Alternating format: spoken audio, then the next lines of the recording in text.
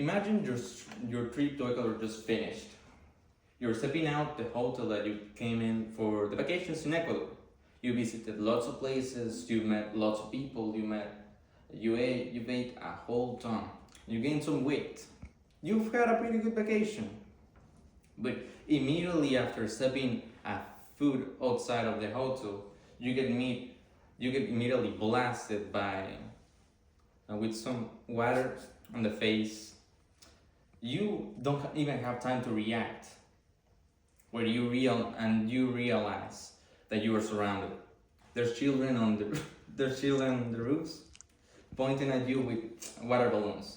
There are teenagers prepared to spray you with a spray foam, and there are grannies that are actively holding buckets of water prepared to throw them at you. This welcome to Carnival. And whether you like it or not, you're already part of it. Carnival in Ecuador burst into place on February, March, or of April, just before Ash Wednesday. In every part of Ecuador, people flooding the streets. They bring water guns, they bring eggs, they bring flour, and they bring colored powder with just one goal: to make you as wet as possible. This chaotic celebration transforms the monotony from every day of the start of a new year into complete chaos. You will get soaked, and you're expected to fight back.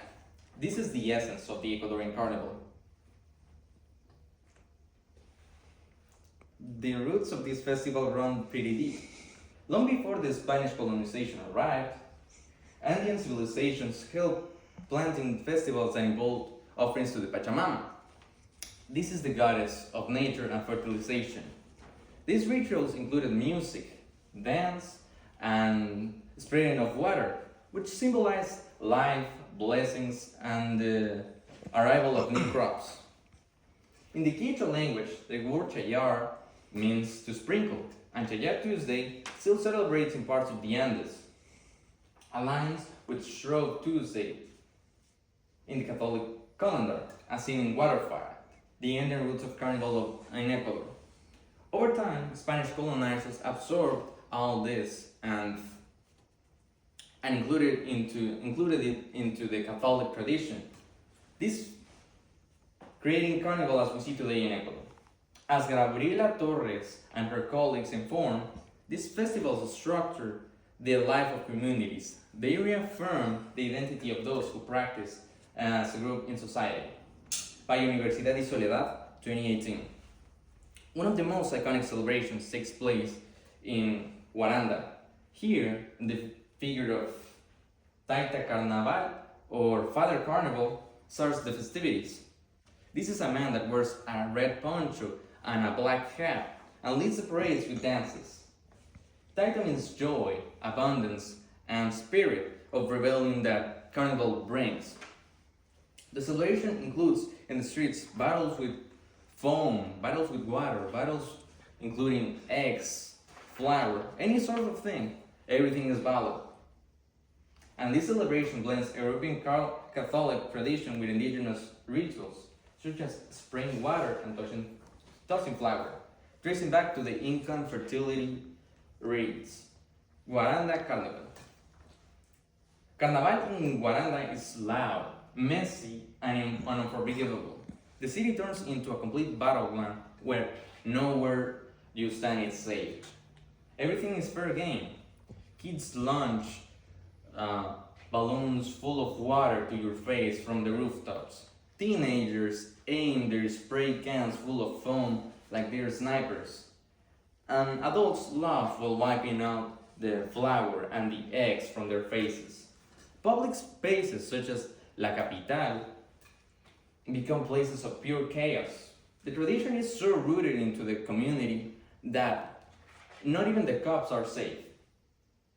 The local authorities of Ecuador have tried over and over again to stop this celebration since the 1600s, but they just consistently failed, as seen on water fights.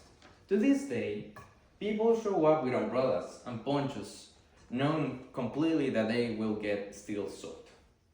The celebration also shows the different gastronomy of Ecuador, including foods and drinks.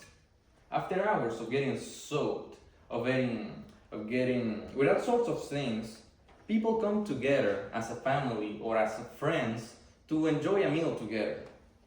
Traditional dishes that we enjoy during Carnival include fritada, which is fried pork, somornado, which is cooked pork, and blood sausage.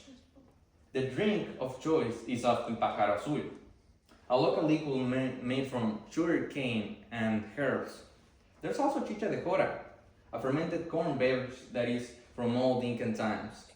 These aren't just meals, they have become part of the festivity and represent the different history of Ecuador. Street parades are filled with custom dances performed by different people in different styles, such as bomba, such as pasillo, or such as San Juanito. Each song represents years and years of the Ecuadorian history. Carnival in Ecuador is not just a party, it is a living ritual. Every splash of water, every dance step, and every bow of mote, and every bowl of mote de pata represents the way people preserve their roots and adapted it to more actual times. It is a celebration that not only brings communities together as a celebration, but also years of history from times past. So here's the final question. Will you be able to survive in the Carnival in Ecuador?